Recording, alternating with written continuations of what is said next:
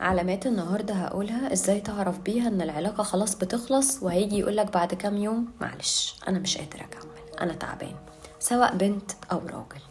اول علامة وان تفاصيل اليوم اختلفت تماما، بقت مفيش سؤال، مفيش اهتمام.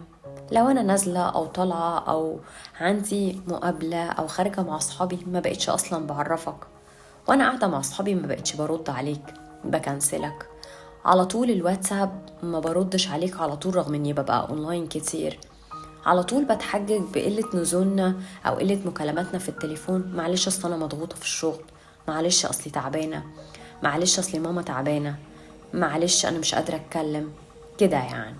رقم 2، تفاصيل قلت كتير، ما بقتش بحكي لك، وردي على سؤال بقى على القد جدا، وأكني مثلا بحسسك انك تقيل عليا.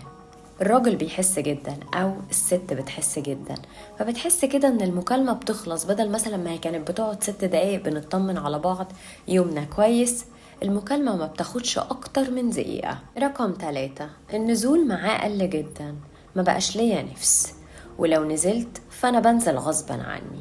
وكمان النزولة بتبقى معظمها كل واحد ماسك موبايله وما بيتكلمش مع التاني، وأكن كلام الدنيا كله خلص. رابع نقطة وأهم نقطة، وإنك لو جيت تسأله أنت مالك فيك إيه، معلش أنا محتاجة أكون لوحدي شوية، ممكن تسيبني النهاردة. والمسافات والجاب بقت تكبر ما بينكو جدا.